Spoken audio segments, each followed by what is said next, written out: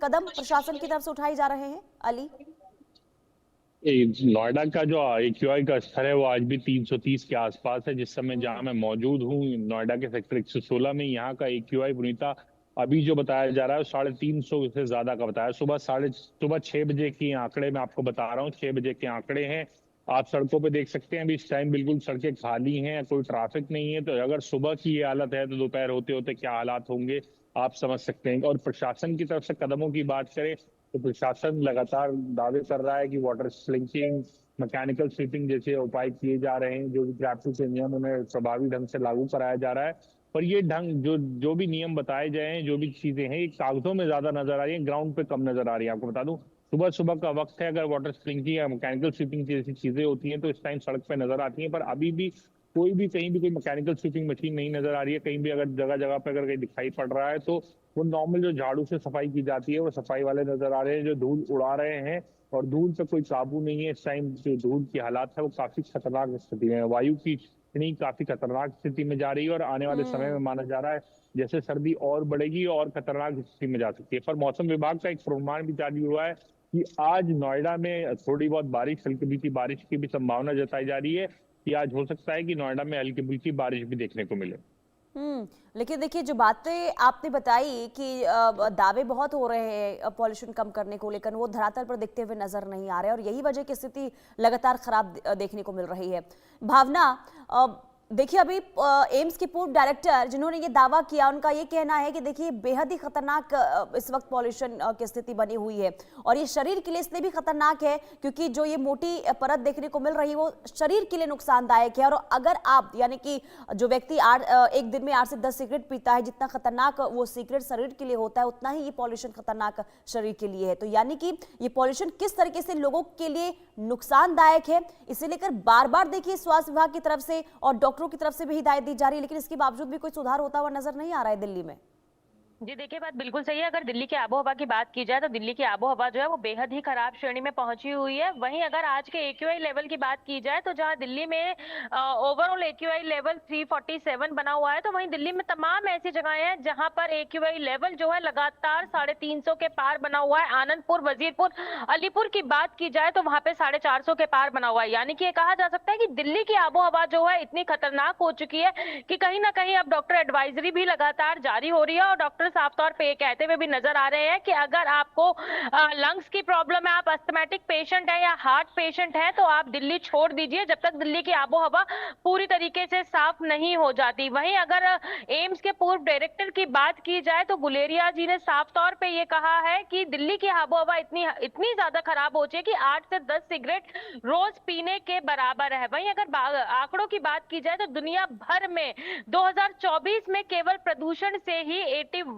लाख लोगों की जो है वो मौत हो चुकी है। यानी कि आंकड़ा जो है वो इतना ज्यादा गंभीर है कि इससे अंदाजा लगाया जा सकता है कि दिल्ली और दुनिया भर में प्रदूषण का स्तर किस तरीके से पहुंचा हुआ है। अगर देखा जाए तो कहीं ना कहीं जो PM 2.5 है उसके छोटे प्रदूषण के कण जो है वो सिर्फ फेफड़ों में नहीं रुक पाते हैं और वह खून में घुल जाते हैं, जिसकी वजह से लोगों के शरीर में सूजन पैदा होती है। अहम वजह यह है क्योंकि देखा जाता है कि जब AQI लेवल बढ़ता है तो PM 2.5 की संख्या जो है वो बहुत ज्यादा हो जाती है। उसके कण छोटे होने के कारण वो खून में नहीं रुक पाते, जिसके कारण लोगों को काफी सारी बीमारियां जो है वो होती है, जैसे कि हार्ट अटैक, स्ट्रोक और तमाम ऐसी बीमारियां जो कि बेहद ही गंभीर बीमारियां और जिसके वजह से लोगों को अपनी जान गंवानी पड़ती है। एक के बाद एक कदम उठाने का दावा सरकार जरूर करती हुई नजर आ रही है, लेकिन अगर बात की जाए दिल्ली की आबोहवा की तो तमाम कदम उठाने के बावजूद, ग्रैब 2 के नियम लागू होने के बावजूद भी अगर देखा जाए तो दिल्ली की आबोहवा में किसी भी तरीके का सुधार होता नजर नहीं आ रहा है। वहीं इस बिगड़ती आबोहवा से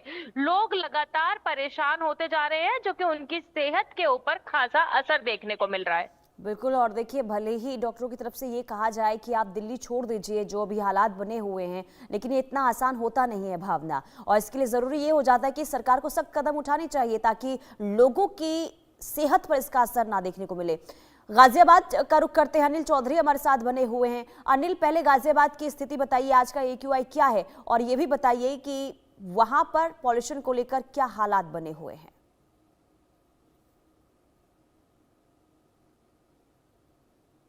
अनिल, आपकी आवाज हम तक नहीं पहुंच पा रही है।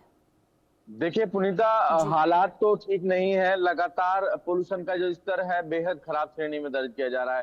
फिलहाल आज की बात करें तो आज 400 पहुंचा हुआ है AQI कई इलाकों का। और साथ ही जो दिल्ली से सटा हुआ इलाका लोनी का है, वहां तो 410 AQI पहुंच गया है, जो बेहद खतरनाक है। तो लगातार AQI तमाम क्षेत्रों का गाजियाबाद में बढ़ता जा रहा है। और लगातार जिस तरीके से पोल्यूशन अपने आगोश में ले रहा है, तो वाकई ही ये सोचने का विषय अब सामने आ रहा है। क्योंकि अब अधिकारियों को भी कुंभकर्णी नींद से जागना होगा, क्योंकि जिस तरीके से लापरवाही देखी जा रही है, क्योंकि ग्रैब टू के नियम पहले से ही लागू हैं, उसके बावजूद भी कोई भी ग्राउंड पर काम नहीं किया गया, जिसके चलते ही लगातार पोल्यूशन का स्तर बढ़ता जा रहा है। क्योंकि ग्रैब टू के नियम लागू होने के बाद सड़कों पर छिड़काव होता है, वो भी आप देख सकते हैं, साफ तौर पर अपने दर्शकों को भी दिखा देते हैं, कोई यहाँ पे छिड़काव नहीं है। और साथ ही आप देखेंगे जो धुंध की चादर आपको दिख रही है सड़कों पर, जी। ऊंची ऊंची इमारतें जो हैं वो कहीं ना कहीं ढकी हुई दिखाई दे रही है।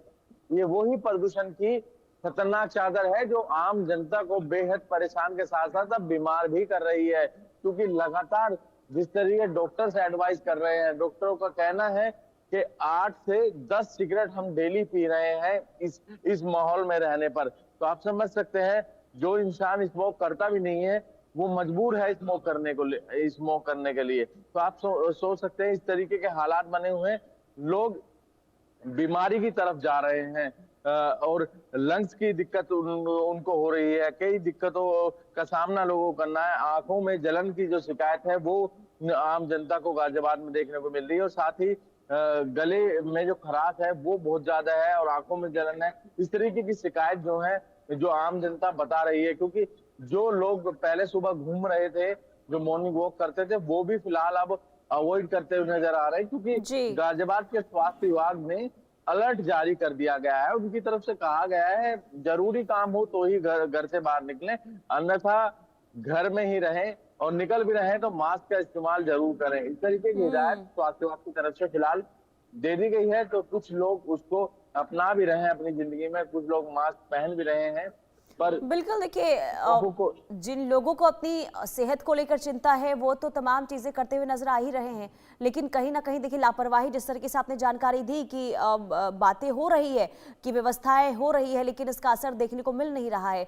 अली खान, मैं आपके पास आऊंगी। देखिए नोएडा में क्योंकि सुबह सुबह का जब वक्त होता है तो लोग दफ्तरों के लिए घर से बाहर निकलते हैं, और निकलना भी पड़ेगा, यानी कि खुद को घर में आप कैद करके नहीं रख सकते हैं।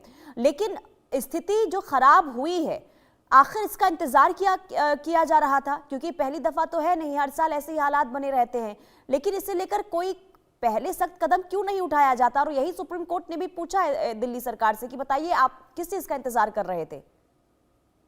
बिल्कुल, हर साल पोल्यूशन का स्तर लगातार बढ़ता है और यही स्थिति हर साल अमूमन देखने को मिलती है। सर्दियों का जैसे ही वक्त आता है, जैसे ही ठंडक दस्तक देती है, ऐसा ही नज़ारा देखने को मिलता है कि घनी कोहरे की चादर और सांस लेने में दिक्कतों का लोगों को सामना करना पड़ता है। पर नोएडा का जो स्वास्थ्य विभाग है और नोएडा अथॉरिटी है वो नींद से नहीं जागते। जब ये पोल्यूशन का स्तर बढ़ जाता है, जब एकदम AQI का स्तर बढ़ने लगता है, तब ये तमाम उपाय करने की बात की जाती है। उससे पहले तक कोई भी उपाय पहले से नहीं किए जाते हैं। पहले से भी कहीं रोकें जो लगाई जानी चाहिए थी वो नहीं लगाई जाती है, और जो भी मैकेनिकल सीचिंग या वाटर सीचिंग जैसे उपाय हैं उन्हें पहले से शुरू नहीं किया जाता है। जब समय आता है, जब ग्रैब 2 ग्रैब 1 के नियम लागू होने शुरू होते हैं, तब उस टाइम पे ये सारे तमाम उपाय करते हुए नजर आती है। और जितने भी प्रशासन और शासन के स्तर पे जो भी काम होते हैं वो तब बाद में शुरू किया जाता है, पहले से कोई भी काम अपने आप में नहीं किया जाता है। पर इस बार आपको बता दूं कि जो नोएडा अथॉरिटी ने कुछ एंटी स्मोक गन पहले ही खरीद ली थी, कि उन्हें पहले से उम्मीद थी कि प्रदूषण बढ़ेगा, पर उन एंटी स्मोक गन का भी इस्तेमाल जब ग्रैब 1 के नियम लागू होते हैं उसके बाद शुरू किया जाता है। तो तमाम तैयारियां कह सकते हैं कि पहले शुरू हो अली, जानी मैं चाहूंगी चाहिए। एक बार आपके पीछे तस्वीरें जो देखने को मिल रही है, तस्वीरें भी जरा दिखाइए, बताइए कि कैसे हालात इस वक्त नोएडा में सुबह सुबह के समय देखने को मिल रहा है। बिल्कुल, मैं आपको नोएडा के इस समय के हालात दिखाता हूँ। आप तस्वीरों में देख सकते हैं कि इस समय धुंध की घनी चादर छाई